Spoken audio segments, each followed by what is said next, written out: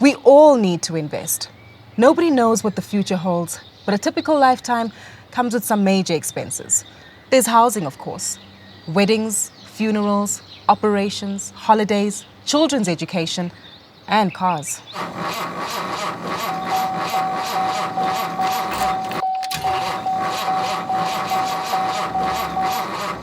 But most important of all, there's retirement.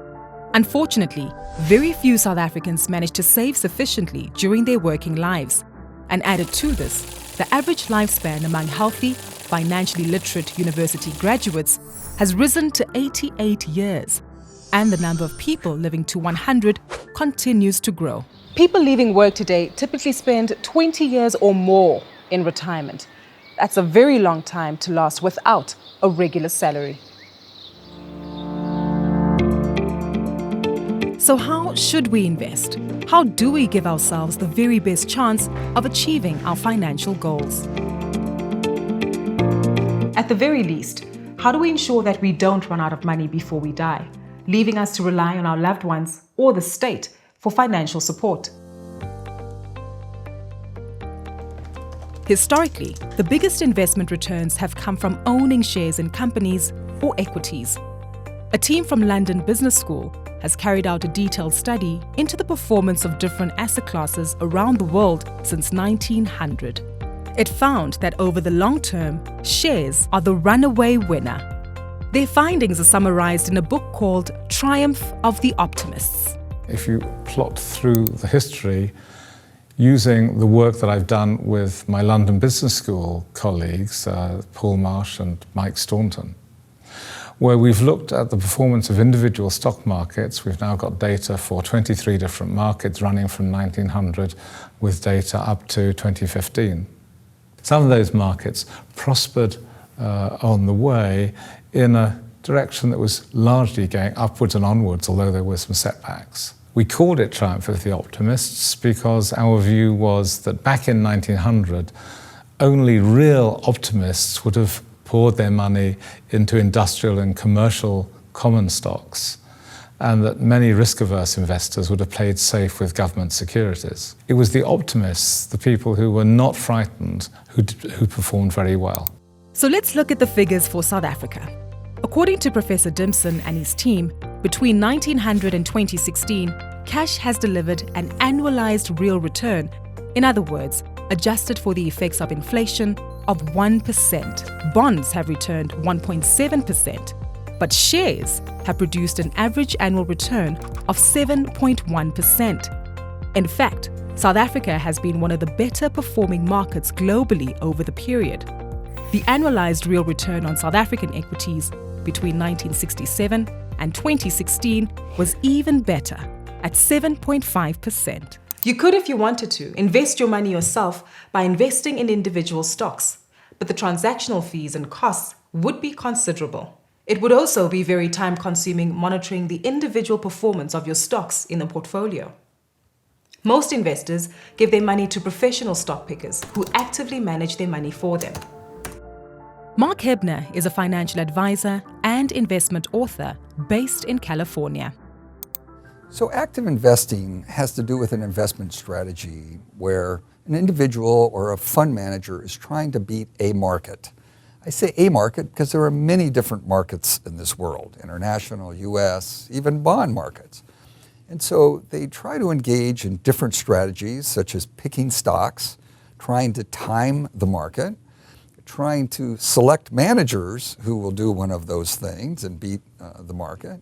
And lastly, trying to choose an investment style that they think will have the best return at some near-term future. In essence, it's speculation versus investing, and it's actually a very bad idea because we have mountains of evidence that says that none of those things actually work. There have been several detailed studies of active fund performance in developed markets.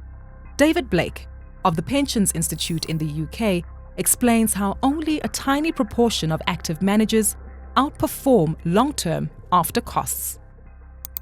The evidence shows, both for the UK and the US, if we're talking about mutual funds in particular, that a very small proportion, around about 1%, outperform in the long term on a risk and cost-adjusted basis. So 99% of fund managers deliver negative value added for their consumers once you take into account the fees that they charge.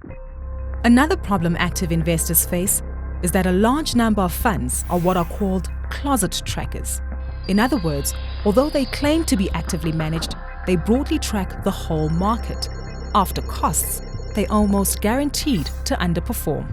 To beat the market, an active manager needs to show conviction, but they're just as likely to be wrong as they are to be right. And just because they've been right in the past doesn't mean they'll continue to be right in the future. Distinguishing genuine skill from pure luck is extremely difficult. If you put a large number of monkeys on a large number of typewriters for a large amount of time, one of them will type out to be or not to be. But you don't necessarily hire that monkey to write your next play. I mean, my work, which applies partly to the US, sometimes to the UK, and also to Germany, suggests about 70% of funds are just closet trackers. So you're paying them a fee for something that you could really do yourself. About 20% your grandma could do better than them, so they actually remove value from the investment process. And about 5% probably are skilled managers. But having said that, they are probably harder to find than the Higgs boson. The findings of Professors Blake and Cuthbertson are backed by SPIVA, the S&P Index versus Active Scorecard. SPIVA confirms that most managers underperform most of the time, and that persistent outperformance is extremely rare. This is the case globally and in South Africa. SPIVA is a report that we put out globally to 8 countries or 8 regions. We've done this since 2002 for the US, and we started in South Africa around 2015. SPIVA really looks at how does actively managed funds compare to their traditional benchmarks or indices over various periods. So in the South African context, we've actually seen that the results are no different to our international results. Where probably about 80 to 90% of fund managers or funds would typically underperform a benchmark in the equity space. We also have a persistency scorecard that measures how these funds perform year after year. And we can see that looking at top quartile fund managers, they actually decline, that only around 1 to 2% of these fund managers stay in the top quartile over a 5-year period. This begs the question, why do active funds generally perform so poorly? Well, central to the challenge is that active management is a zero-sum game. For one manager to win, another must lose. And because the industry has grown in size, it's become increasingly difficult for a single manager to consistently outperform their peers. And the problem for most people, I think, is they just don't recognize, not paying attention to, how very many people there are who use the same kind of computers, have access to the same kind of staff, have Mike Bloomberg's wonderful system for gathering data and information any way you want it, use the same securities analysis and same securities research, get the same information from all the companies because regulators require it, so that they're par equal, par equal, par equal, par equal, and a whole bunch of different really important factors that 50, 40, 30 years ago really differentiated the winners from the others. But now it's not a differentiation because everybody has it. Another question you might be asking is why so many investors still choose to use actively managed funds in the face of all this evidence, that after fees and charges, only a few of them manage to beat the market. One reason is that the active fund industry is extremely lucrative, and firms have huge budgets to spend on PR and advertising. Investors are often charmed into the belief that managers can beat the market. This would be based on past performance and likely over a much shorter period. But there's no guarantee that this can be repeated. There's a rising wave of discontent from advisors to retail investors as active managers appear to be inconsistent with their promise to outperform the market. Thankfully, for these investors, there are alternatives.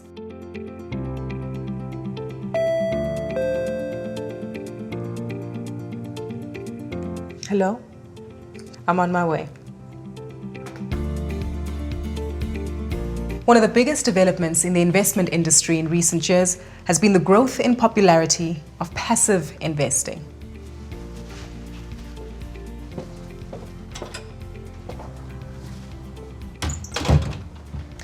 Instead of paying to have their money actively managed, investors are increasingly opting for index funds, which are considerably cheaper. Hi, how are you?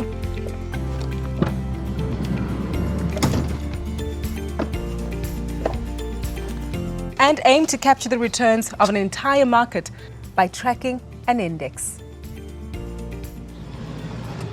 Yeah, the term passive investing, I think it's not a very good term for most people to understand, because it sounds like you're standing in the corner, or you're not participating, or you're somehow missing out.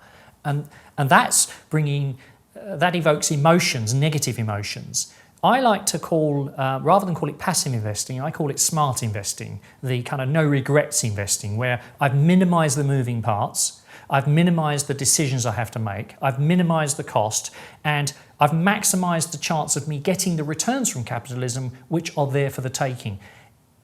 A passive portfolio can go down just as well as it can go up.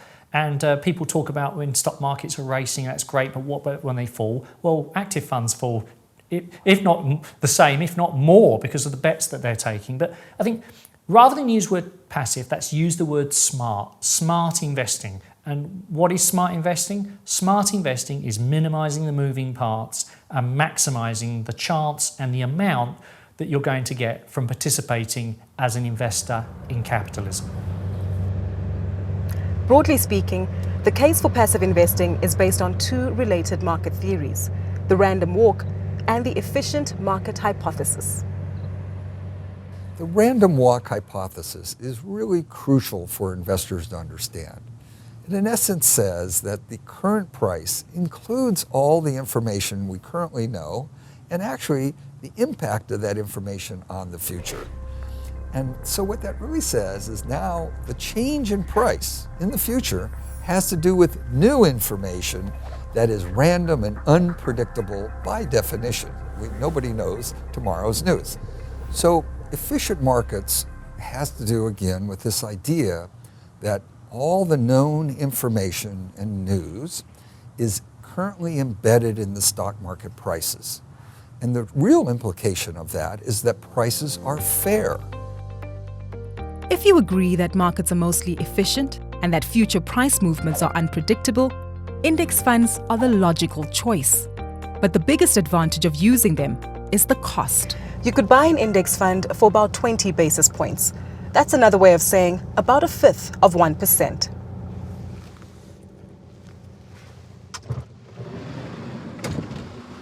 For an active fund, you could be looking at management fees of anything between 75 to 100 basis points. But with transaction fees, costs, and additional charges, you could easily be paying up to 200 basis points. That's 10 times the cost of an index fund. Over the course of an investing lifetime, that can make a huge difference. We talk about the power of compounding, and of course on the positive side, the compounding of investment returns is great, but costs also compound, and they compound to the negative side. So the bigger the costs, the bigger the negative impact on the ultimate investment value over time. I like to think about this in terms of what proportion is my costs of the total investment return that I get. Because in days when we achieved 20 to 30% returns in our market, it was almost easy to absorb 2 to 3% costs. But where we are now now single-digit returns, suddenly those 2 to 3% returns are a big chunk out of the ultimate investment return that you compound over time. And that's why costs are even more important in a low-return environment. Cost is really the only known when investing. You know what you're going to pay, you don't know what you're going to get. We've done work both locally and globally, and the thesis holds true for both. In the local market, there's a very clear relationship between the amount that you pay for investment and the subsequent performance. The lower the cost, the better the subsequent performance has been.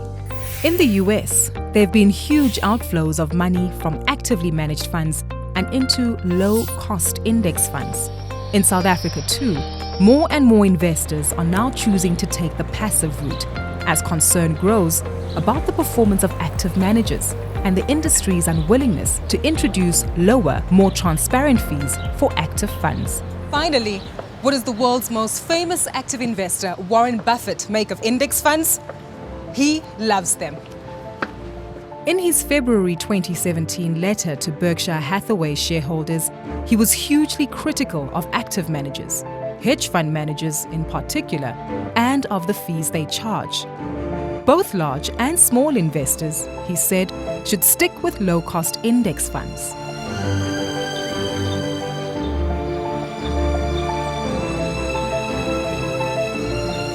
So far, we've covered two types of investing.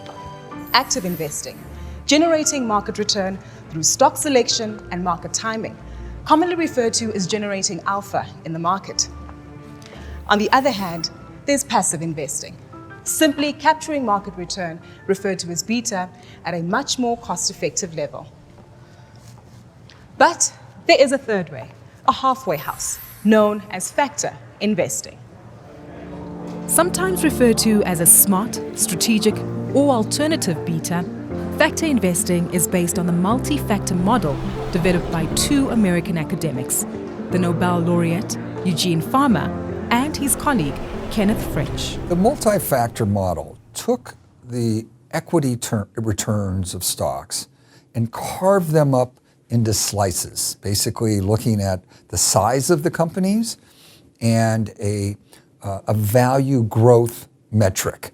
And so by dividing up the market into these slices and looking at the returns of these different slices, academics, and primarily Fama and French, uncovered that there had been higher returns among small companies and among value companies. And then when you blended that, you even had a combination of these factors for even higher returns.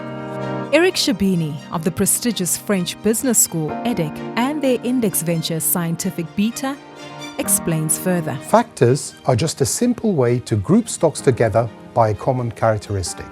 So for example, the value factor is a grouping of stocks with a low valuation ratio into a single portfolio. The valuation ratio in this case would be represented by the stock's price to book ratio.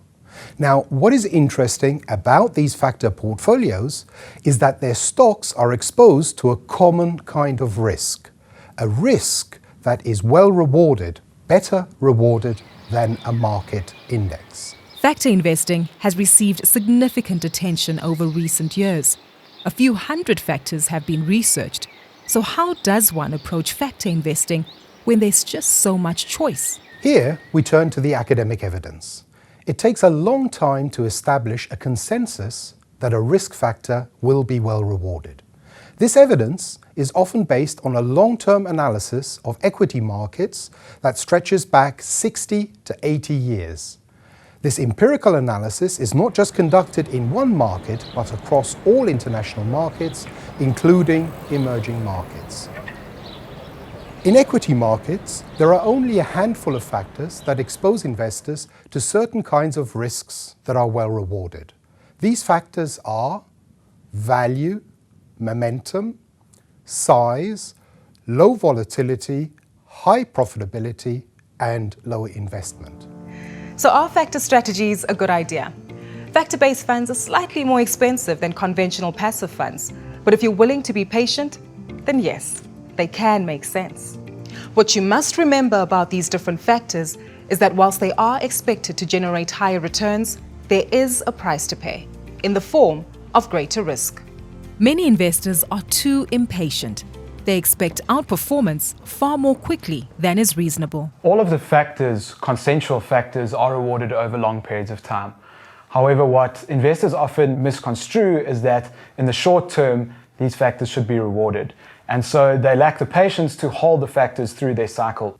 But what is important to bear in mind is that the reward to these risk factors doesn't come every day, every week, or even every year. Investors have to be very patient to benefit from the rewards to these types of factor portfolios. Often, they have to wait for a whole economic cycle. Some have questioned whether factors are as applicable in smaller markets like South Africa. Factors isn't something new to the South African market. We've seen that the active managers have typically branded themselves as value managers or quality managers. We just now have the index version of those available to the market. The evidence that we've looked at in the South African market would suggest that factors do indeed have the same application in our local market as they do abroad in global markets. However, investors should be cognizant of the fact that in our local market being more concentrated and less diverse, there may be single stock or sector idiosyncratic risk that relates to factor-based investing in our markets. The issue of cyclicality and sector concentration has largely been addressed through the creation of one strategy which holds all the factors, known as multi-factor. Multi-factor approach to investing looks at harnessing all of the factors simultaneously. And what this means for an investor is that rather than being exposed to one factor and in turn potentially to one sector or to one share, we diversify across the factors and then of course in turn to the sectors and individual shares. So we get a more diversified outcome in our local markets. It's also important to bear in mind that since a single factor portfolio can suffer underperformance for a prolonged period of time, investors benefit from investing in a number of different factors to smooth out performance over time. So when deciding how to invest, the most important thing is to avoid high-cost, actively managed funds, certainly when investing in equities. The evidence clearly shows that the best approach is a combination of passive and factor investing, both important parts of an evidence-based investing approach. By choosing this route, you're far more likely to have a successful experience in investing.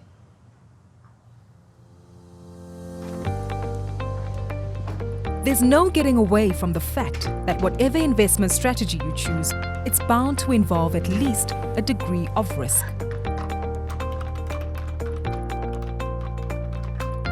People are often much happier discussing investment returns, but it's essential before you make any investment decision that you fully understand any risk you might be taking.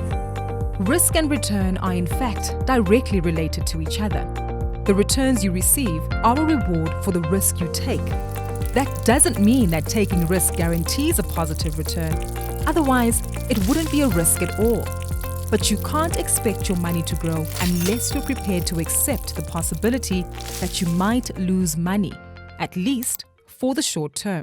This relationship between risk and return has to do with the uncertainty of the return and then the price that a willing buyer is willing to pay based on that uncertainty.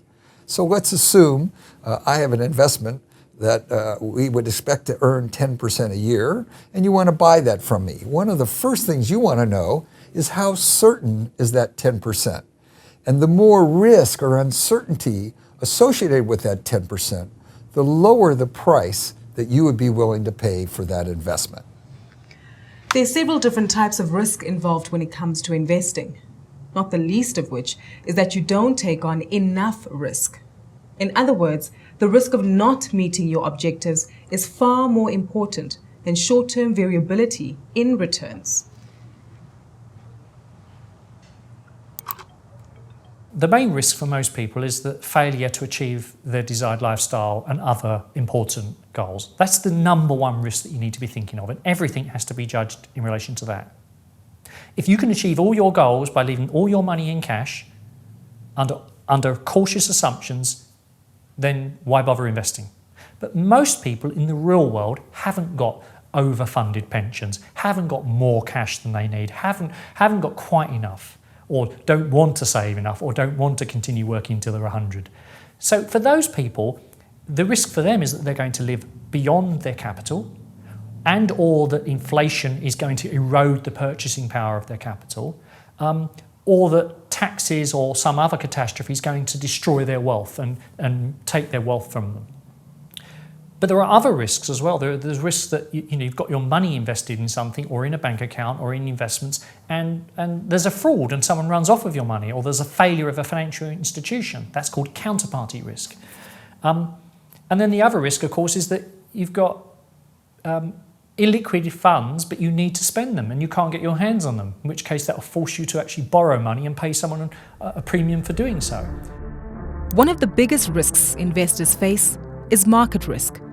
In other words, the risk that the market will fall heavily and that you need to access your money before it recovers. But market volatility is part and parcel of investing in the stock market. Assuming your time horizon is long enough, you shouldn't really see this as a risk at all. The biggest risk in an individual's life is that they don't have enough money to fund their financial objectives, be it their retirement or their education or even short-term expenses like emergency funds, for example. The risk that an investor will lose capital permanently by investing in the equity market is actually much lower than investors believe. If we look again back at using actual market data, over the last 115 years, if you'd invested for 1 year at any period over the last 115 years, there would have been about a 30% chance that you'd ended up with less than you started. However, the real magic happens when you invest for longer periods of time in the equity market. So investing for a period of 5 years, there really is a less than 10% chance that you would have ended up with less than you started.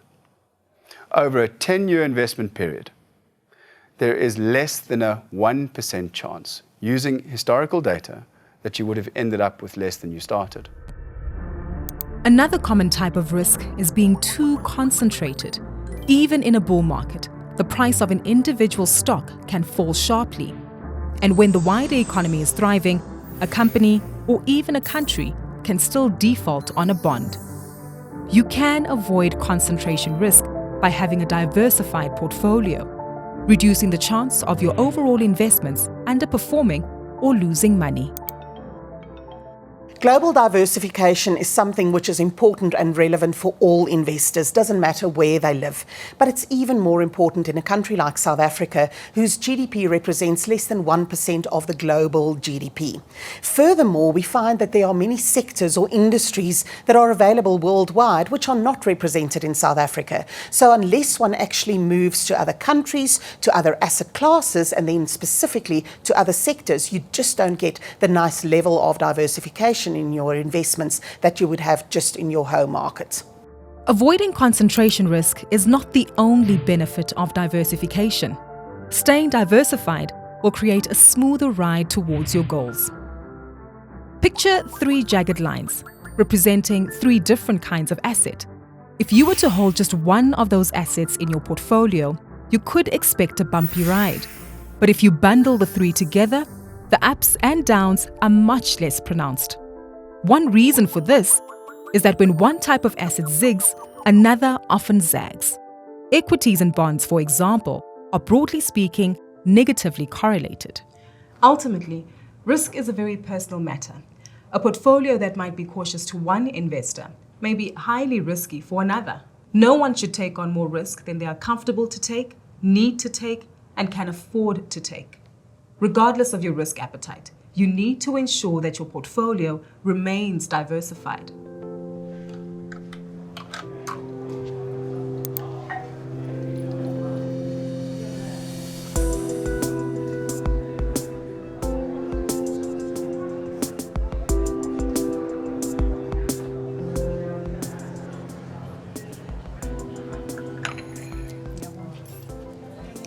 So far, we've touched on 3 different types of investing. We've learned how the evidence points to avoiding active managed funds and perhaps instead investing in passive funds or funds that capture returns from specific market risks, or a combination of both. We've also seen the importance of matching your portfolio to your capacity for risk. Ultimately, your success as an investor is entirely up to you. So I think fear and greed are probably the biggest driver of investment decisions. And the thing is, it is the most detrimental impact on creating wealth, because what is happening is all your investment decisions are being driven by emotion and not by fact. So what we see is that people want to enter the market when they hear other people have made money. So everyone's drawn to those high returns, and that usually indicates the top of a market. It usually means things are getting a little bit expensive. But then when there's doom on the gloom on the ground, possibly an opportunity to buy, people don't want to ever invest. And I think that is the problem. It's when there's a lot of money that's being made, there's greed and everybody wants to go in, indicating high in the market, and again exiting when the markets are weak. And this develops into what we call the behavior gap. So this is when the market return is actually higher than what the average investor is getting. So a large fund manager in South Africa actually did a study over 10 years where they looked at the return from the fund and then they looked at the return of the average investor. And they determined that over those 10 years, the average investor earned 2.3% less per annum than the fund had actually returned, because the investor kept going in and out of the markets. And that over a 10-year period resulted in over 20% loss for the investor.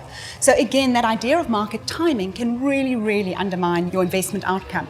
And I always think when you're driving, when you're on the highway and you're stuck in a traffic jam and the lane next to you starts moving and you think, oh, let me quickly move into that lane, it's going faster. And the minute you do that, the lane that you move into stops and the lane you were in starts going. And I think that's a fantastic analogy about how investors mistake market timing and destroy their wealth.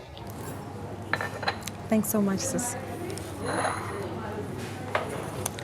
It's because the returns you end up with depend so heavily on your behavior that self-awareness becomes so important.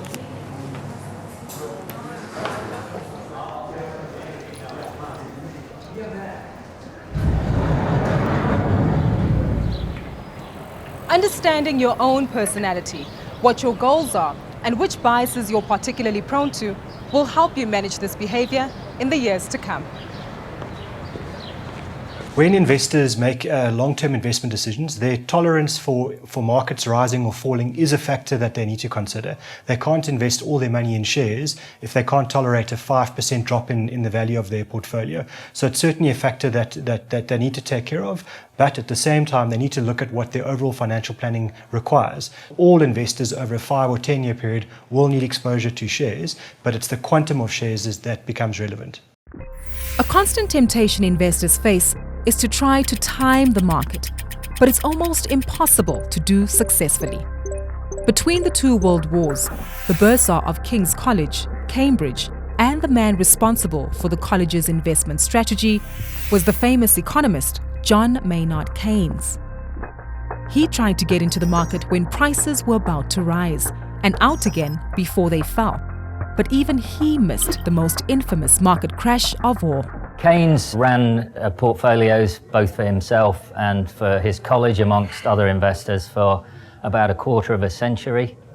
And one of the key things that he learnt about investing was the great difficulty, or indeed the futility, of market timing. So by market timing, what we mean is trying to pick the points when you should be in or out of the equity market, as opposed to being in bonds or cash, for example, because those were the three major asset classes that were available to him, in addition to property in the 20s and the 30s. He pored over economic and industrial statistics, and indeed he founded the premier economic and statistical service of its day. Despite all those advantages, as well as being a great economist, he found it very difficult to time when to get in and when to get out of the equity market.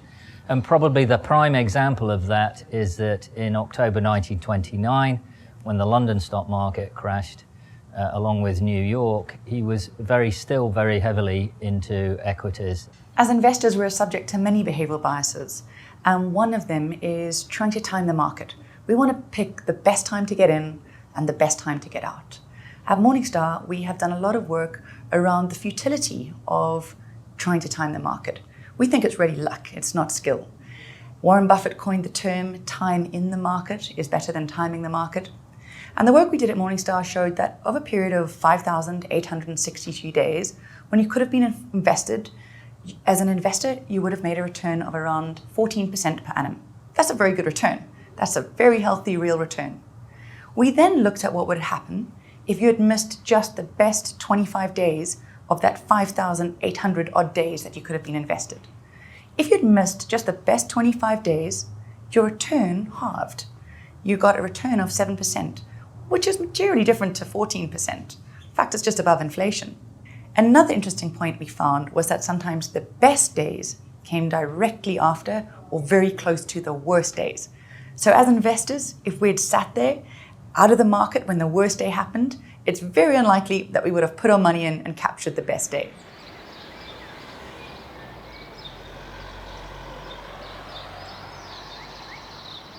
You'll often see in the media industry experts speculating about the likely impact on markets of major political events like referendums and general elections.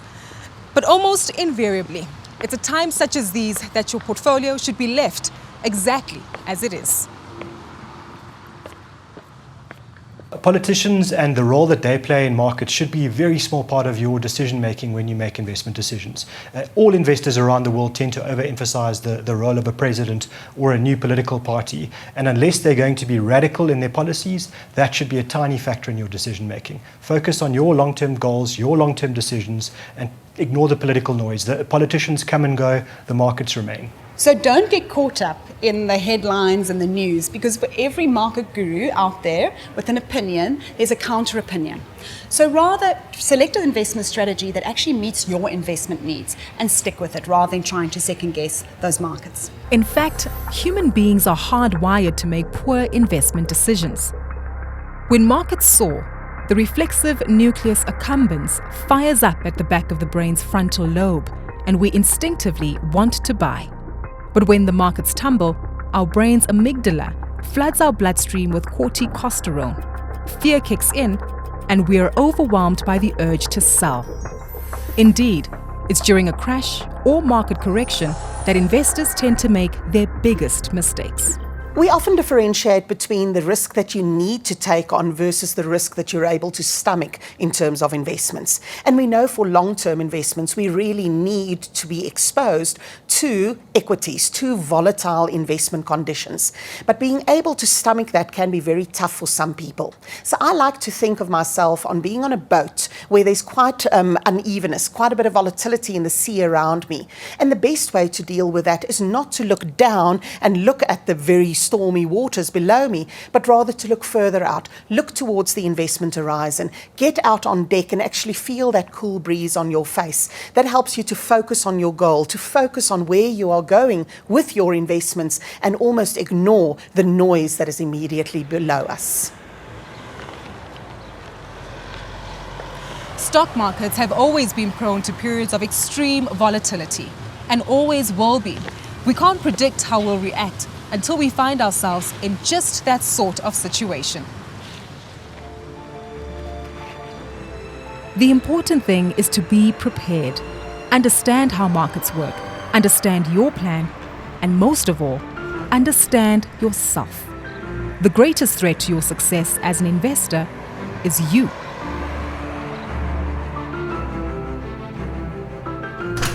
Your temperament and approach to investing has a crucial role to play if you're going to meet your financial goals. Next, we explore the value of financial advice. You may be thinking, you now know enough to manage your finances on your own. But everybody can benefit from good financial advice, even those who understand investing inside out. Thank you, Mama Fel. Thank you. I use a financial planner, even though I've got all the experience in the world and I don't need them to run money, because I value them helping me articulate what I need to do, helping me to account for the things that I say are important, and also being there if anything happens to me, my wife knows the number to call to help her. An advisor's role as financial coach should not be underestimated. Advisors add value in many ways.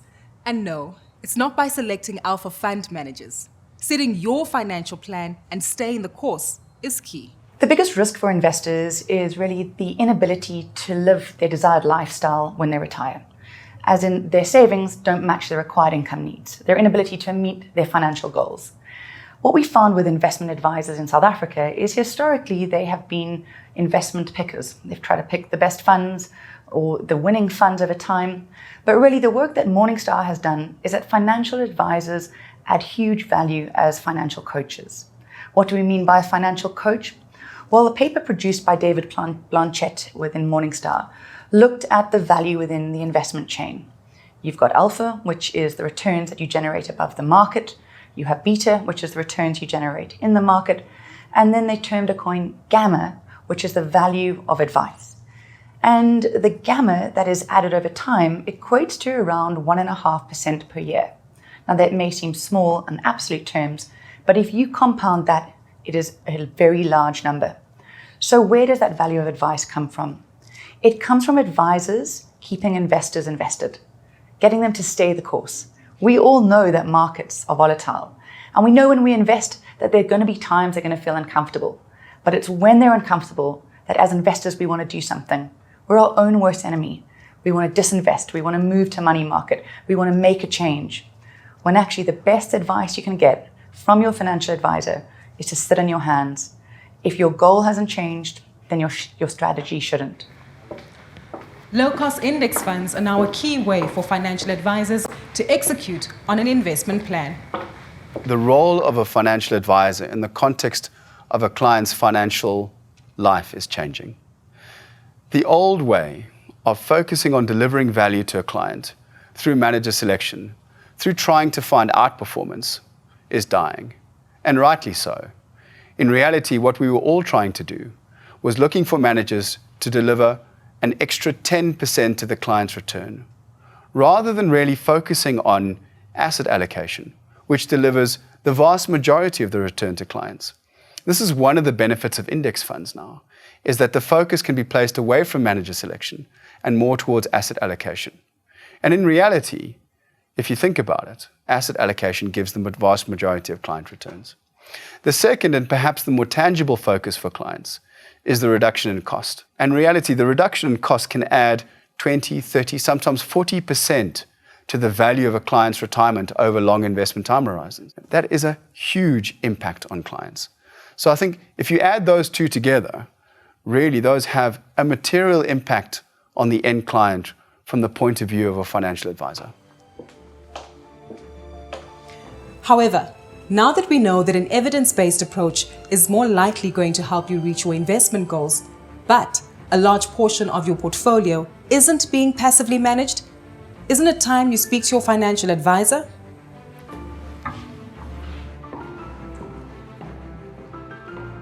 Our journey of discovery, unpacking the truths of investing, is nearly over. But I thought I'd take one final stop and visit one of the firms making evidence-based investing an everyday reality.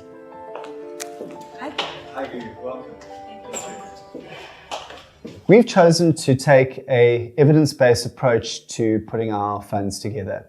Those funds are low-cost index funds and ETFs, which track different markets and indices around the world. We've also got a range of factor strategies, harnessing the different evidence that we have around factor investing. As one aims to accumulate wealth, CORESHARES follows a systematic approach to asset class allocation, ensuring a suitable weighting to growth assets to reach the goal of maximizing returns ahead of retirement. And then, when in retirement, the combination of asset classes changes to meet the new goal of a reliable and growing income stream. In both cases, CORESHARES aims to achieve these goals with a high level of predictability. As we approach the investment challenge, we try to stay true to the evidence-based framework. So that's around being systematic in terms of how we approach things, sticking to the maths, backing the maths, ensuring that we're working with timeframes correctly, being humble actually in terms of what we know and what we don't know. An evidence-based approach has two legs to it.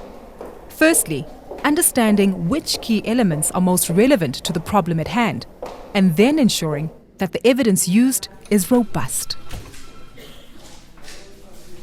When assessing the evidence, CORESHARES ensures that it's research-based, rational and repeatable, and lastly, applicable. We typically look for evidence which is research-based, That research should be independent, typically would be academic in nature, is cited and peer-reviewed, and often published by credible journals. In addition to that, we look for research which is rational and repeatable. That rationale should be from both an economic perspective as well as a behavioral finance rationale perspective. And the repeatability of the research and the evidence usually relates to statistical significance in the empirical findings of the research. And then importantly, it should be applicable. It should be applicable in terms of the investability of the evidence that we have found, specifically for our investors in the local market.